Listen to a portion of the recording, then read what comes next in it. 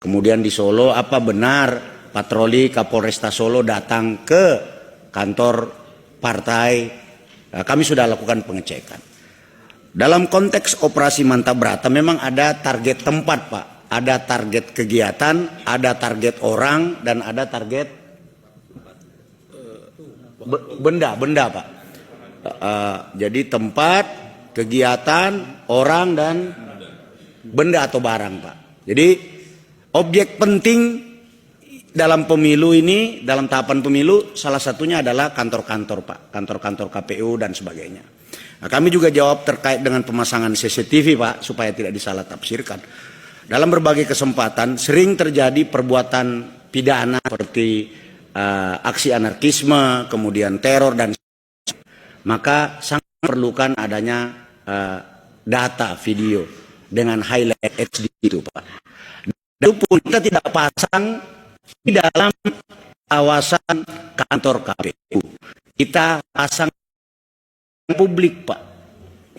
Contoh misalnya yang menjadi tanggung jawab kami KPU RI yang berada di Jalan Imam Bonjol. Kebetulan KO-nya Pak Rudi yang hari CCTV disengaja Pak high resolution dan memiliki kemampuan face recognition. Di Jalan Imam Bonjol kita pasang, Pak. Di dalam tidak ada, Pak. Kalaupun kita membutuhkan video yang ada di dalam, maka harus ada laporan polisi, Pak. Setelah naik sidik, baru kami meminta rekamannya. Jadi Bapak jangan khawatir, Bapak boleh sampaikan, Pak Trimedia, mohon izin Pak, Bapak boleh sampaikan ke konstituen Bapak bahwa pemasangan CCTV itu untuk kepentingan yang positif.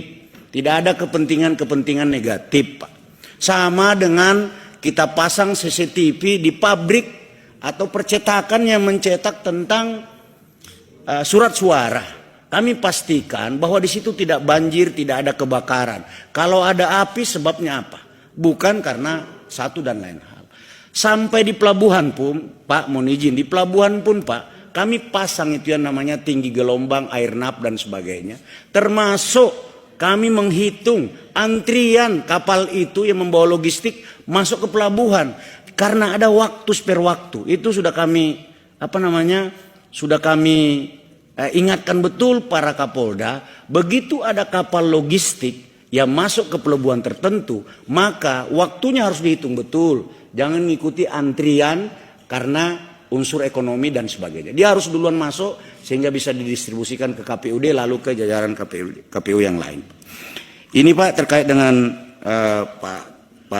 Pak Trimedia. Kemudian terkait dengan laporan ke Polda Metro Jaya, sekali lagi ini fenomena Pak. Memang betul tadi sudah dicek oleh Kasatgas Gakum bahwa ada laporan sebanyak 6 laporan polisi terhadap saudara Aiman Wicaksono. Ada 6 laporan, Pak. Karena ada laporan, maka penyidik Direktorat Reserse Kriminal Khusus Polda Metro Jaya akan melakukan klarifikasi, Pak. Klarifikasi ini kan artinya melakukan penyelidikan. Apakah ada perbuatan pidana atau tidak? Kalau tidak ada, seperti yang disampaikan oleh Pak Taufik Basari tadi, ini kita anggap sebagai bagian daripada proses demokrasi menyampaikan pendapat. Tapi publik juga harus dididik untuk tidak menyampaikan sesuatu yang tidak berdasarkan fakta. Apa benar ada komandan yang memerintahkan bawahannya berpihak kepada caleg tertentu, atau partai tertentu, atau capres tertentu? Apa benar seperti itu? Siapa? Kan katanya banyak. Nanti akan kami klarifikasi, Pak. Jadi tidak usah takut. Aiman datang saja. Siapa orangnya? Buka. Jangan cuma berani bicara tapi tidak berani bertanggung jawab. Karena jangan membangun sebuah narasi yang kemudian berakibat kepada terganggunya alam sadar publik. Saya kira Komisi 3 sangat memahami ini. Fenomena boleh 2019. Boleh interupsi Pak Ketua. Pak Ketua. Ya, mau diinterupsi ya, Pak? Soal